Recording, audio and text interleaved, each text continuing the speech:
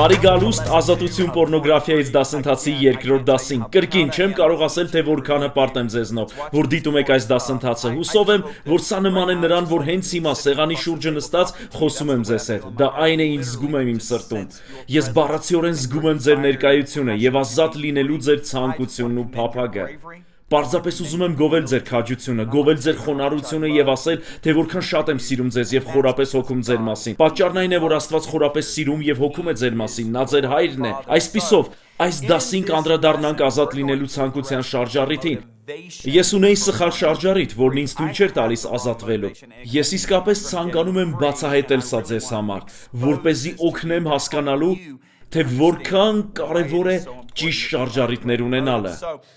Ինչպես ասացի առաջին դասին, ես ծանոթացա պորնոգրաֆիային մոտավորապես 12 տարեկանում։ Դրանք ամսագրեր էին, դրանք պլանշետներ չէին, համակարգիչներ չէին, հեռախոսներ չէին, դրանք ամսագրեր էին։ Ես սկսեցի գնել Playboy, Hustler, Penthouse ամսագրերը։ Ես նայում էի դրանք ամեն ամիս, երբ լույս էին տեսնում։ Ես եւ ընկերներս մտածում էինք ինչպես ձեռք բերենք նոր ամսագրեր։ Մինչ կընդունվեի ավագ դպրոց, արդեն տարված էի կրքով։ Համալսարանում ընդգրկվեցի ուսանողական համայնքի մեջ եւ կարծես կրակի վրա բենզին ավելացվեց։ Դա անհավատալի է։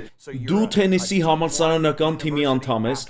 դեմ եք կարգի մարզիկ, հետաքրքրում ես աղջիկներին եւ ամեն բան սխալ է ընթանում։ Ամեն բան ուղղված էր նրան, որ կործաներ իմ կյանքը։ Վերջապես, երբ երկրորդ կուրսում էի, փրկվեցի ու մտածեցի շատ լավ, այս ամենը կվերանա իմ կյանքից։ Այս ամենը կվերանա։ Հետաքրքիրն այն է, որ ես հայհոյում էի ինչպես հարբած նավաստի։ Առանց հայհոյանքի նախադասություն չէի կարողանում կազմել։ Ես ազատվեցի դրանից այն օրը, երբ փրկվեցի։ Ես ազատվեցի հարբեցողությունից, բայց կախվածությունը պորնոգրաֆիայից չվերացավ։ Հիշում եմ, երբ ամուսնացա Լիզայի հետ, մտածում էի, որ այն կվերանա, բայց չվերացավ եւ ավելի սաստկացավ։ Այն ազդում էր մեր հարաբերությունների վրա անկողնում եւ անկողնուց դուրս։ 1984 թվականին ես աշխատում էի Տեխասի Դալլաս քաղաքում գտնվող եկեղեցում։ Մենք ունեինք 480 վարձու աշխատող։ Միացյալ Նահանգների ամենամեծ եւ հայտնի եկեղեցիներից մեկն էր։ Բոլոր մեծ ծառայություններից գալիս էին մեր եկեղեցի։ Իմ գործն էր տեղափոխել հյուր քարոզիչներին եւ հոգ տանել նրանց համար։ Նրանցից մեկը, ով հաճախ էր գալիս մեր եկեղեցի, թերևս ազատագրման ամենահզոր ծառայությունն ուներ աշխարհում 20-րդ դարում։ Նա դոկտոր Լեստեր Սամրալն էր։ Նա շատ հզոր, խիստ մարդ էր, բայց իսկապես մտածում էր մարդկանց մասին։ Եվ նա խորապես հոգում էր ինձ համար, ես գիտեի դա։ Ուստի ապահով զգացի անկեղծանալ նրա առջև։ 1984 թվականի սեպտեմբերն էր։ Ես ասացի, դոկտոր Սամրալ, ես կապված եմ։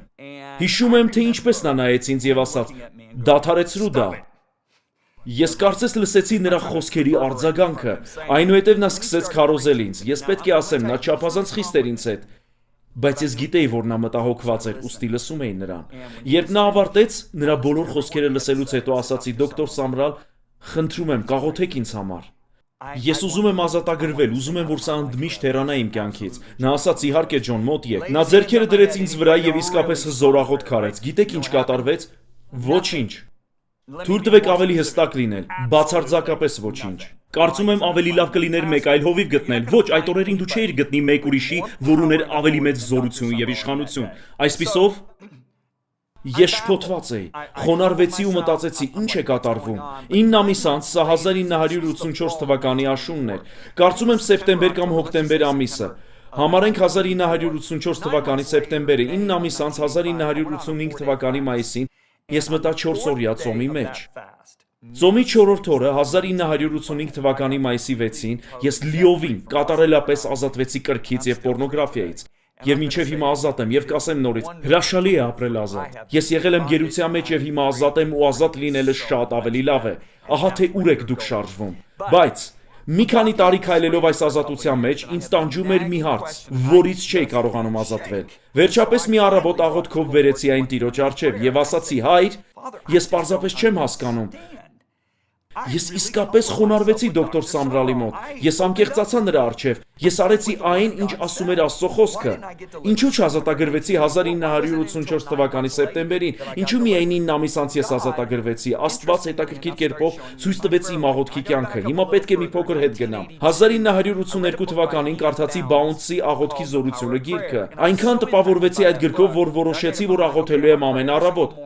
Այսպիսով, զարթուցիչը դրեցի առավոտյան ժամը 4:45-ի վրա։ Ես արտանում էի և մինչև ժամը 5-ն արդեն լինում էի դրսում մի առանձին վայրում։ Աղոթում էի ամեն առավոտ ժամը 5-ից մինչև 6:30-ը։ Հետո վերադառնում էի իմ բնակարան և ժամը 8-ին գնում աշխատանքի։ Ամեն առավոտ 90 րոպե դու աղոթում ես դրսում առանձին վայրում և չունես Աստվածաշունչ որ կարդաս։ Այնտեղ դրսում 90 րոպե խոսում ես Աստծո հետ և փորձում ես լսել, ճիշտ է։ Աղոթքի թեմաները վերջանում են, ուստի սկսում ես հնչեցնել, ինչպես սիրում եմ անվանել քո կանխադրված աղոթքը։ Ինչ է կանխադրված աղոթքը։ Դա աղոթքն է այն բանի համար, ինչը ամեն ինչից առավել ես ցանկանում։ Եվ իմ կանխադրված աղոթքն էր Աստված գործածիր ինձ բազմություններին Հիսուսի մոտ առաջնորդելու համար, գործածիր ինձ հիվանդներին բժշկելու, գործածիր ինձ մարդկանց ազատագրելու համար։ Երբեմն ես դրսում աղոթում էի եւ ասում Աստված, ես աղաղակում էի ասելով տուր ինձ հոգիներ, այլապես կմահանամ, որովհետեւ գիտեի, որ այդպես էին աղոթում հին ծառայողները։ Ես էլ որպես երիտասարդ փորձում էի այդպես վարվել։ Եվ այսպես մի առավոտ 1984 թվականի սեպտեմբերին կամ հոկտեմբերին, ճիշտ այն ժամանակահատվածում, երբ անկեղծացա դոկտոր Սամրալի առջև, դրսում աղոթում էի, երբ Աստված ասաց. «Որդիս, քո աղոթքները անարդյունավետ են»։ Հիշում եմ, երբ լսեցի դա, կարծես ասացի. «Ինչ, ես աղոթում եմ, որ մարդիկ փրկվեն, որ մարդիկ բժշկվեն։ Ինչ նկատի ունես ասելով, որ իմ աղոթքները անարդյունավետ են»։ Այն ժամանակ Տերն ասաց. «Որդիս, դու կարող ես ազատագրել մարդկանց, դու կարող ես բժշկել նրանց Հիսուսի անունով։ Դու կարող ես օգնել, որ մարդիկ փրկվեն, եւ վերջում կարող ես հայտնվել դժոխքում հավիտյան»։ Երբ լսեցի դա, ես լսեցի այդքան պարզ։ Մտածեցի. սա սատանան է, սա սատանան է։ Սակայն գիտեի, որ Աստված էր։ Հետո նա մի բան ասաց, որի մասին երբեք չէի մտածել, երբեք չէի կարդացել, երբեք չէի լսել որևէ մեկից։ Որովհետև մեր եկեղեցին խոսում էր հավատքի, Աստծուց ստանալու եւ օրհնությունների մասին, բայց երբեք չէինք խոսում նման բաների մասին։ Նա ինձ ասաց մի բան, որի մասին երբեք չէի մտածել կամ լսել։ Նա խոսեց ինձ հետ աղերսող ձայնով։ Նա ասաց. «Որդիս, Հուդան թողեց ամեն բան, որպեսզի հետևեր ինձ 3.5 տարի։ Հուդան բժշկեց հիվանդներին իմ անունով։ Հուդան ազատագրեց մարդկանց իմ անունով։ Հուդան քարոզեց ապաշխարություն իմ անունով։ Հուդան հավիտյան դժոխքում է»։ Վաու։ Երբ ասաց դա, սկսեցի դողալ եւ շատ զգուշորեն հարցրի.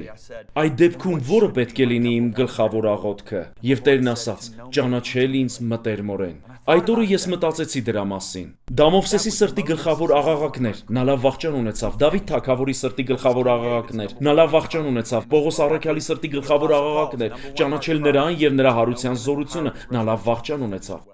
Ներկայացնում ենք Messenger X-ը, նյութերի ներբեռնման եւ հոսքային հեռարձակման լիովին նոր հարթակ։ Այն աշակերտական նյութերի ամբողջական թվային դարան է Ջոն եւ Լիզա Բիվերներից։ Պարունակում է վիդեո ուսուցումներ, աուդիո գրքեր, էլեկտրոնային գրքեր, կարճամետրաժ ֆիլմեր, աստվածաշնչեր եւ ավելին։ Այս նոր հարթակը կարելի է օգտագործել ձեր բոլոր սարքերով։ Այն լիովին անվճար է ավելի քան 130 լեզուներով։ Աշակերտություն յուրաքանչյուրի համար ամենուր։ Ներբեռնեք հավելվածը կամ այցելեք messengerx.com։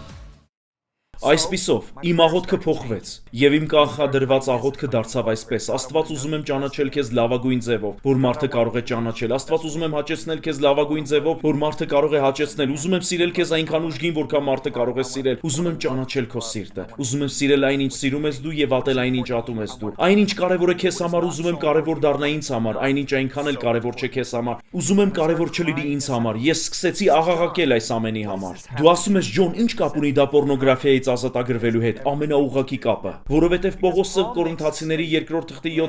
2-7 խոսքում մի պնդում է անում։ Խոսելով Կորինթոսի եկեղեցու հետ նա ասաց, որովհետև աստվածային տրտմությունը, այժմ լսեք, աստվածային տրտմությունը ապաշխարություն է գործում փրկության համար։ Հունարեն փրկություն բառը այստեղ սոտերիան է, որը նշանակում է բժշկություն, պահպանում, ողջամտություն կամ ազատագրում։ Այնպես որ մի մտածեք պարզապես մահանալու եւ երկին գնալու մասին, սա ներառում է այդ ամենը։ Մենք խոսում ենք ազատագրման մասին։ Այստեղ տեղադրենք ազատագրում բառը, որովհետև աստվածային տրտմությունը ապաշխարություն է գործում ազատագրման համար, առանց զղջալու։ Այժմ լսեք, բայց աշխարհի տրտմությունը մահ է գործում։ Այսպիսով, դուք ունեք երկու տեսակի տրտմություն՝ տղամարդիկ եւ կանայք։ Լսեք ինձ, երկուսն էլ իսկական տրտմություն են։ Այնպես չէ, որ մի տրտմությունն իսկական է, մյուսը նմանակում։ Երկուսն էլ շատ իրական տրտմություն են։ Դրանք իսկական են, լավ։ Հիմա ո՞րն է տարբերությունը։ Մեկը ապաշխարություն է գործում, որը տանում է դեպի ազատագրում, մյուսը մահ է գործում։ Որն է այս երկու տրտմությունների տարբերությունը։ Դուք կարող եք տեսնել դա Աստվածաշնչի երկու թագավորների կյանքում։ Սավուղ թագավորը չի հնազանդվում Աստծուն, թույլ տվեք ասել, ամեն մեղք անհնազանդություն է Աստծուն։ Եթե նայեք Ադամին, նա չմտավ անկողին մարմնավաճառի հետ, նա չնայեց պորնոգրաֆիա պարտեզում, նա պարզապես չհնազանդվեց Աստծուն։ Սա արմատն է։ Լավ, ամեն մեղքի արմատը։ Սավուղը չի հնազանդվում Աստծուն։ Սամուել մարգարեն գալիս է նրա մոտ և նրան դժվար իրավիճակի մեջ դնում։ Դա այն է, ինչ մարգարեները անում են։ Վերջապես, երբ Սավուղը հայտնվում է դժվարին իրավիճակում և գիտակցում, որ երկ չկա, քանի որ մինչ այդ փորձում էր մեղադրել ժողովրդին, փորձում էր արդարանալ, նա ասում է՝ մեղք գործեցի։ Բայց նրա բերանից դուրս եկած հաջորդ խոսքերը սրանք էին. բայց հիմա պատվիր ինձ, Սամուել, իմ առաջնորդների ու ժողովրդի առջև, այլ խոսքով դու ամաչեցրիր ինձ։ Ուստի նրա տրտմության կիզակետում ինքն էր։ Եթե նայեք Դավիթ թագավորին, նա շնություն է գործում, որպեսզի քողարկի շնությունը նա սպանում է այդ կնոջ ամուսնուն, սա անհավատալի է։ Բայց երբ Նաթան մարգարեն գալիս է նրա մոտ և նրան դժվար կացության մեջ դնում, նա ասում է՝ մեղք գործեցի Տիրոջ դեմ, և երեսնիվայր ընկնում է ու այդպես մնում 7 օր։ Նրան բոլորովին չէր հետաքրքրում, թե ինչ էին մտածում իր առաջնորդները և ժողովուրդը։ Դուք լսում եք նրա սրտի աղաղակը Սաղմոսների գրքում, երբ ասում է՝ Աստված, միմիայն քո դեմ մեղանչեցի։ Նրա տրտմության կիզակետում Աստված էր։ Աշխարհիկ տրտմությունը կենտրոնանում է մեզ վրա, ինձ վրա։ Ինչ հետևանքների առջև եմ կանգնելու։ Արդյոք կորցնելու եմ իմ ամուսնությունը, արդյոք կորցնելու եմ իմ դիրքը ծառայության մեջ, արդյոք կորցնելու եմ իմ աշխատանքը, արդյոք դատվելու եմ, արդյոք հավիտյան այրվելու եմ դժոխքում։ Քո տրտմության կիզակետում դու ես։ Դա աշխարհիկ տրտմություն է, լավ։ Աստվածային տրտմություն, թույլ տվեք շեշտել սա։ Սավուղն ասաց մեղք գործեցի։ Նա խոստովանեց իր մեղքը։ Եթե նայեք Հուդային, նա ասաց մեղք գործեցի։ Հուդան նույնիսկ զղջաց։ Նա փողը հետ նետեց տաճարի մեջ, բայց նրա տրտմության կիզակետում ինքն էր։ Բաղաամը Տիրոջ հրեշտակին ասաց մեղք գործեցի, բայց Աստված դատեց Բաղաամին։ Նրա տրտմության կիզակետում ինքն էր։ Դուք տեսնում եք սա։ Աստվածային տրտմությունը կենտրոնանում է Աստծո վրա։ Ես ցավեցրել էի նրա սիրտը, ում շատ էի սիրում։ Աստված ցույց տվեց, որ երբ անկեղծացա դոկտոր Լեստեր Սամրալի առջև 1984 թվականի աշնանը, վախենում էի, որ պորնոգրաֆիայի և կրքի մեղքը ինձ հետ կպահեր ավետարանը քարոզելու միջազգային կոչումից, որ կար իմ կյանքում։ Իմ տրտմության կիզակետում ես էի, բայց Աստծուն հնարավորինս մտերմորեն ճանաչելու, նրան ուժգնորեն սիրելու համար 9 ամիս աղաղակելուց հետո Աստված ասաց. «Որդիս, երբ դու մտար ծոմի մեջ, 9 ամիս անց քո սիրտը կոտրվում էր, որովհետև դու ցավեցնում էիր իմ սիրտը»։ Դա աստվածային տրտմությունն էր, որ գործեց ապաշխարություն, որն էլ հանգեցրեց քո ազատագրմանը։ Բարեկամներ, ահա թե ինչ եմ ուզում հարցնել. ինչու եք ուզում ազատ լինել։ Որպեսզի ձեր կնոջ հետ կրկին ունենաք հրաշալի սեռական հարաբերություններ, որպեսզի չկորցնեք ձեր դիրքը ծառայության մեջ, որովհետև չեք ուզում այրվել դժոխքում, այդ ամենը աշխարհիկ տրտմություն է։ Ես կարող եմ քարոզել ձեզ այս դասընթացի ամբողջ ժամանակահատվածում, և դուք չեք ազատագրվի։ Դուք իսկապես պետք է ազնիվ լինեք։ Ո՞րն է ազատ լինելու ձեր շարժառիթը։ Եթե ձեր շարժառիթը նախև առաջ սա է. ես ցավեցնում եմ Աստծո սիրտը,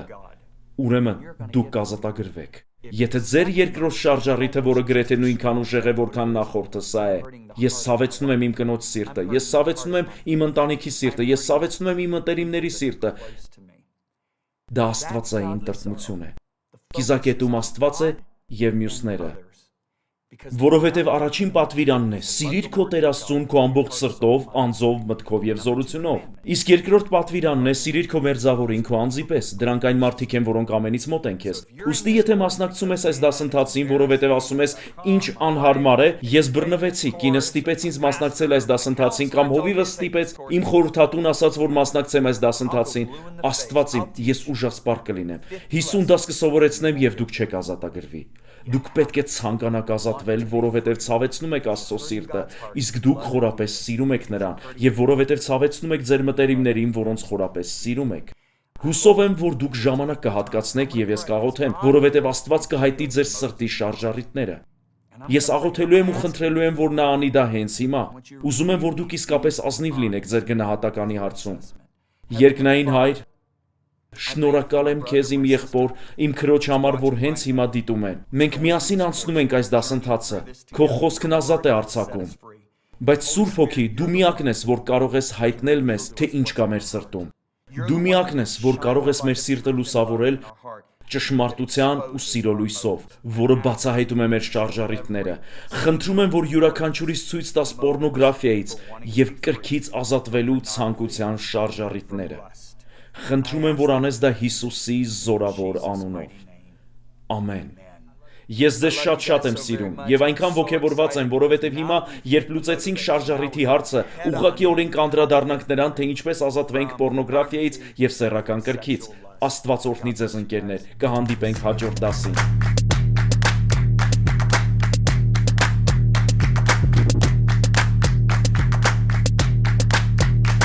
Ներկայացնում ենք Messenger X-ը, նյութերի ներբեռնման եւ հոսքային հեռարձակման լիովին նոր հարթակ։ Այն աշակերտական նյութերի ամբողջական թվային դարան է Ջոն եւ Լիզա Բիվերներից։ Պարունակում է վիդեո ուսուցումներ, աուդիո գրքեր, էլեկտրոնային գրքեր, կարճամետրաժ ֆիլմեր, աստվածաշնչեր եւ ավելին։ Այս նոր հարթակը կարելի է օգտագործել ձեր բոլոր սարքերով։ Այն լիովին անվճար է ավելի քան 130 լեզուներով։ Աշակերտություն յուրաքանչյուրի համար ամենուր։ Ներբեռնեք հավելվածը կամ այցելեք messengerx.com։